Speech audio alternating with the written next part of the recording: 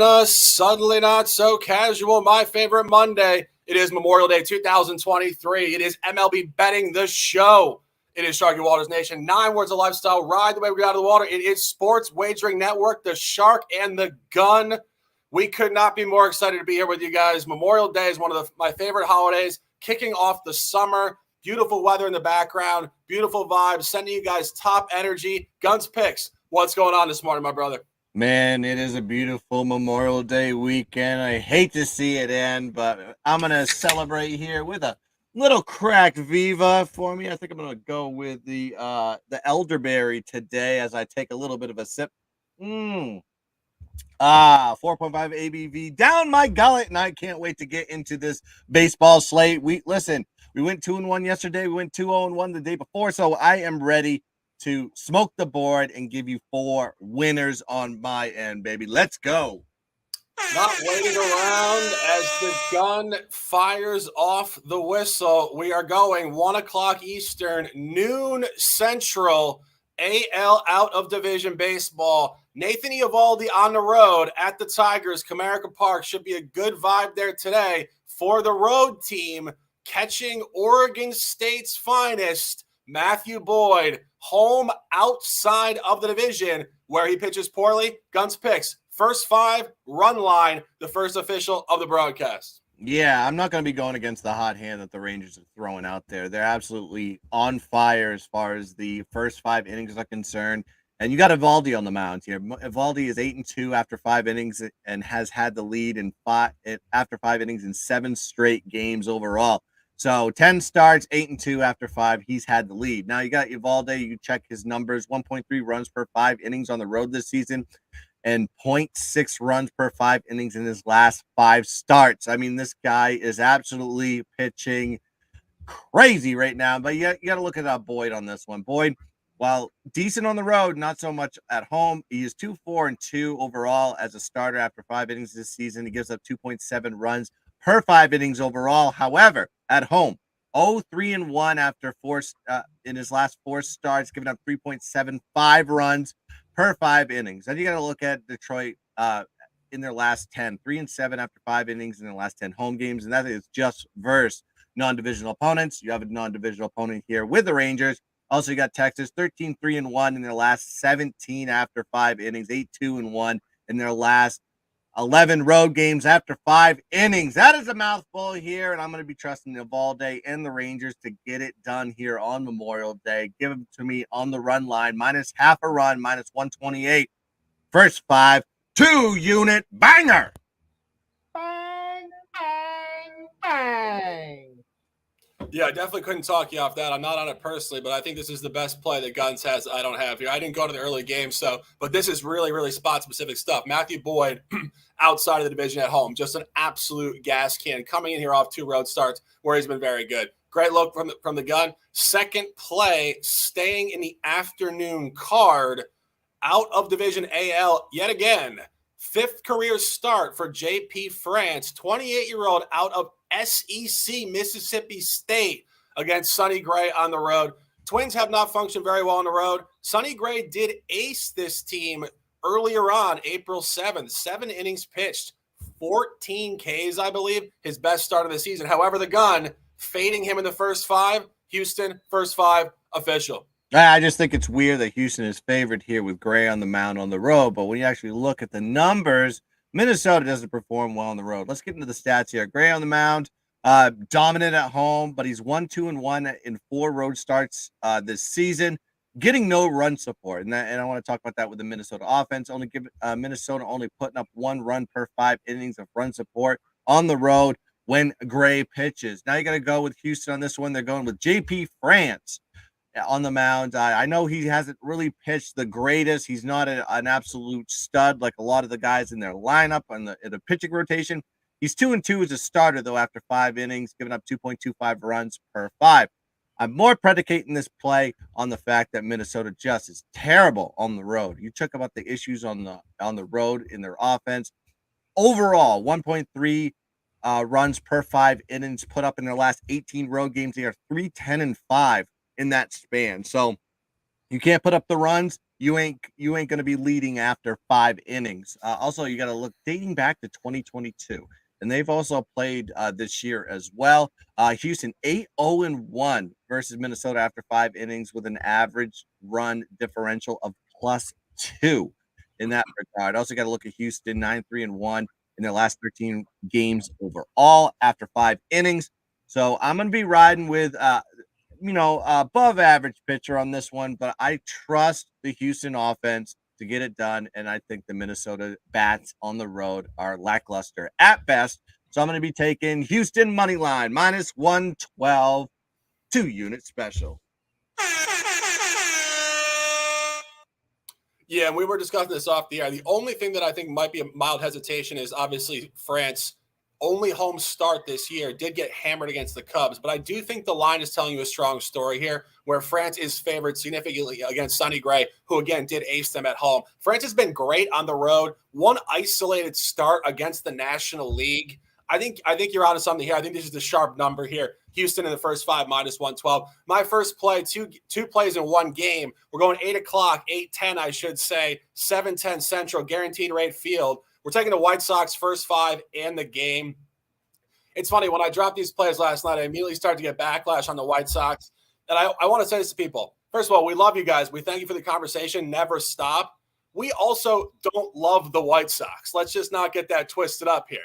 We're not sitting here, talking about how great Tony La Russa was for years. And of course, the new manager coming in, sitting here 10 games under 500. This is not necessarily us buying the futures market on the White Sox. This is us really zooming into the pitching matchup here on a suddenly not so casual Memorial Day Monday. And you look at Michael Kopech, 27-year-old right-hander, last year had some arm issues, some sort of injury. I'm not entirely sure what happened because they didn't pull him out of the lineup, which I think they should have. He kind of just grinded his way through an injury in the middle of the summer.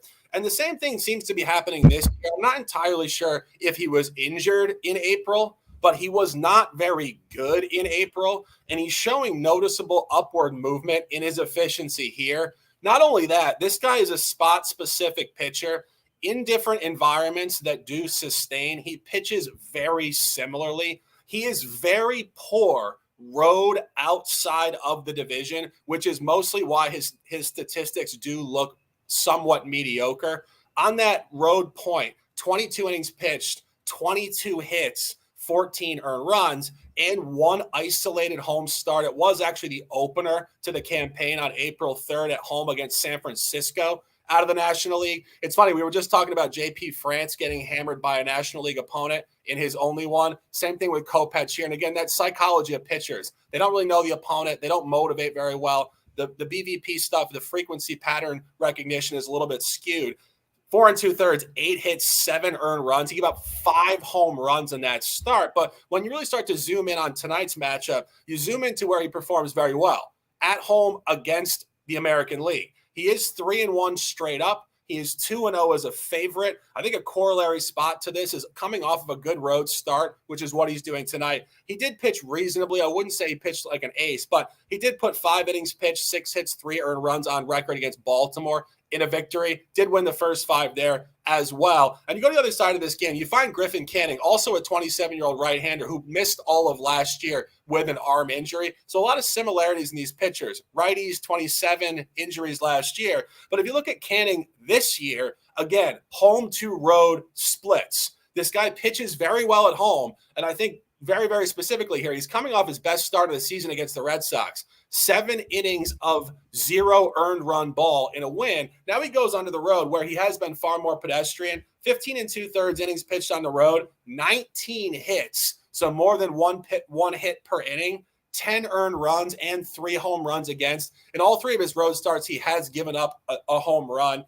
He is 0-2 road first 5 and game against the American League. Final point here. I meant to mention about Kopech. Last year, Kopech did pitch against the Angels on the road. 5 1/3 innings pitched, 5 hits, 3 earned runs. You talk about the line showing strength. He did lose 4-1. So the Angels did cover the run line last year on a strong Angels -195. Now this comes all the way across to White Sox -135 game, 134 first 5. I'm on both. Gun's picks is on the first 5. I'll let the Gun comment further on this one.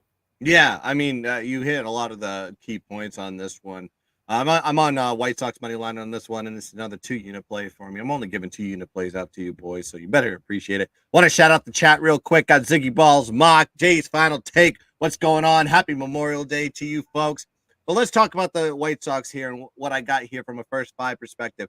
Kopech on the mound, giving up 1.2 runs per 5 innings in the last 5 starts, 3-1-1 in that span, including 3 shutouts. So you're seeing a guy coming into his own and pitching red hot, especially at home this season. His last 5 home starts, 4, he has given up a total of 3 runs in 4 out of those 5 starts. So he's pitching really electric right now, and that's going to be trouble here for the Angels.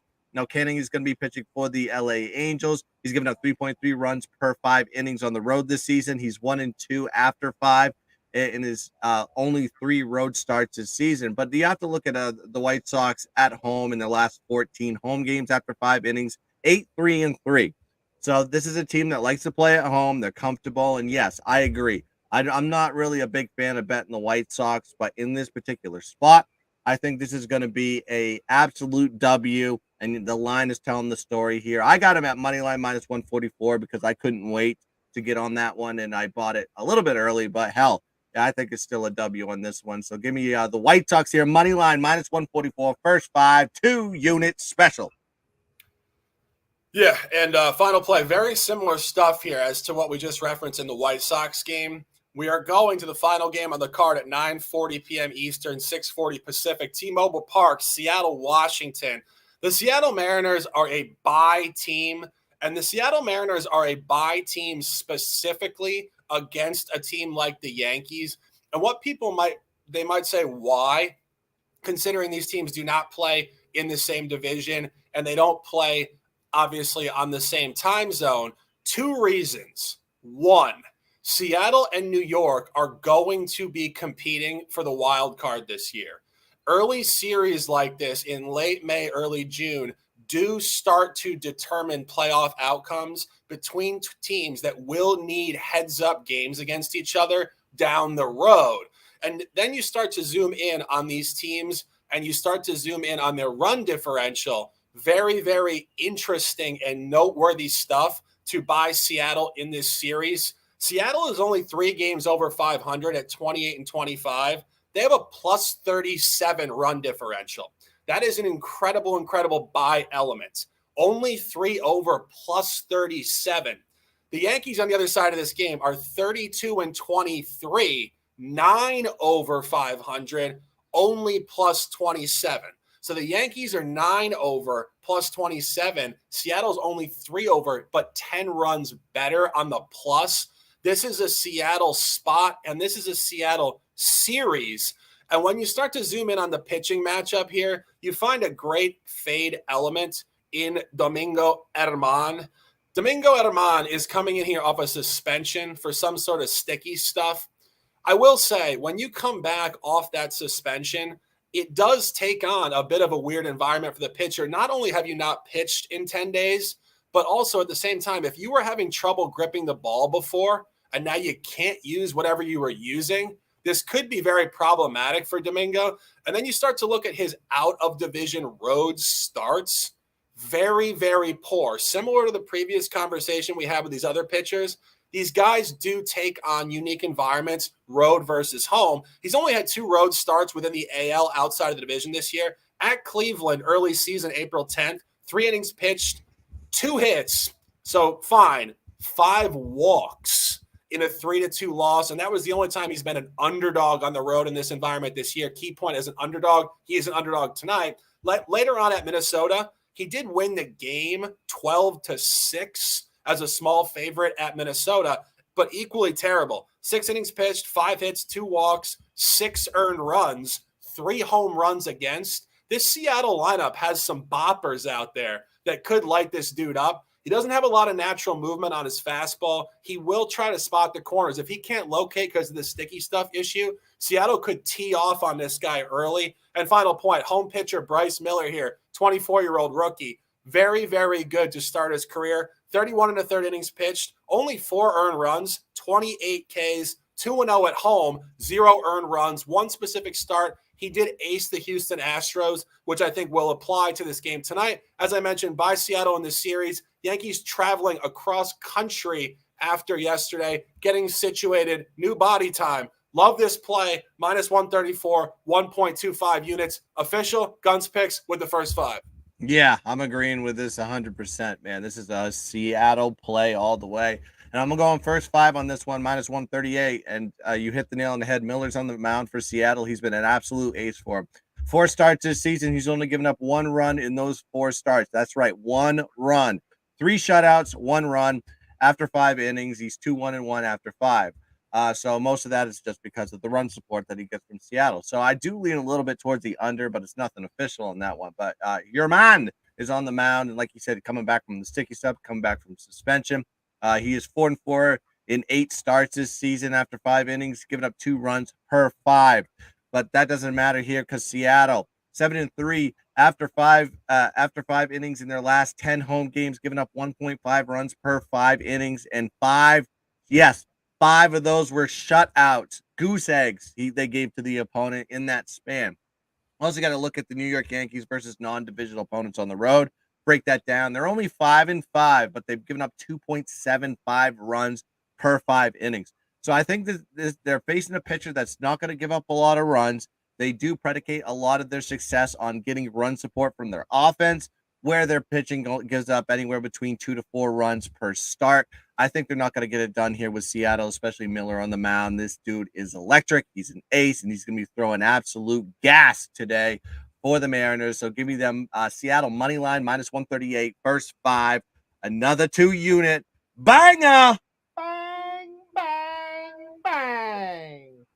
That is 4 top plays for the gun, 8 units of risk. Of course, tail according to your bankroll. Responsible betting is important here. We love these plays, but they're not necessarily always mortal locks, particularly in a game of baseball where variance is imminent. Those 4 top plays, Seattle Mariners, Bryce Miller, first 5. Astros, JP France, first 5. Nathan Eovaldi, 1 o'clock, coming right up on the road. First 5, minus a half, minus 128. And Michael Kopech in the first 5. My 3 top plays, Kopech first 5, minus 134, 1 unit. Game White Sox, minus 35, 1 unit. And the entire conversation centering late night on the Seattle Mariners at minus 135, 1.25 units. A beautiful, beautiful Memorial Day. 19 minutes, approaching 20 minutes in the books. We try to bring you these shows as often as possible. We're going to be trying to put these on record at least 3 or 4 times a week going into the summer. Obviously, baseball is really just starting to get going. As I mentioned, people were talking about different stuff. Guys were saying small sample. And I said, you're right. It is a small sample, but this is where we really start to understand where teams and pitchers are functioning in their specific zigzag, home to road, in and out of division trends. We'd love to bring the conversation and the top plays. We appreciate you guys immensely. Have a great holiday. I'm about to turn the games on, have a cup of coffee, enjoy a workout. Guns picks, a pleasure as always. Close them out with some words, and let's dominate. Yeah, let's take this back to bankroll management. My 2-unit plays are not my football 2-unit plays. A little bit less money we put on the baseball here because we have a 162, 163 game slate. We don't want to be spending all our bankroll. So make sure you keep it a lot lighter than you do with the football. And I want to say shout out to all the veterans out there, alive or dead, whether it be your grandfather, your dad, or you yourself. We want to salute you for protecting this country and keeping us safe. And this is your day, folks. And we salute you no matter what. And make sure, if you haven't yet, subscribe to the Sports Wagering Network on YouTube and just hit the notification button so you know every time that we go live. And also jump into the comments once in a while. God damn, I want to appreciate everybody that has today. Jay, Mock, Chris Brady, Ziggy just joining us, and just keep it going all the way through. Like Shark said, we're going to try to put as much MLB content as we can based on our schedules. But you know what's coming September. And you know what we're going to be doing. We're going to be absolutely riding hard on the NFL and the college football. So that is going to be the bread and butter of the network. So make sure you join that as well. So I appreciate everybody that's joined us. Let's have ourselves a damn day. And let's have ourselves couple beverages, couple dogs, couple burgers, and enjoy this beautiful Memorial Day. Till next time on the Sports Wagering MLB Betting Show. Goodbye. And as always, let's keep dancing. Bang.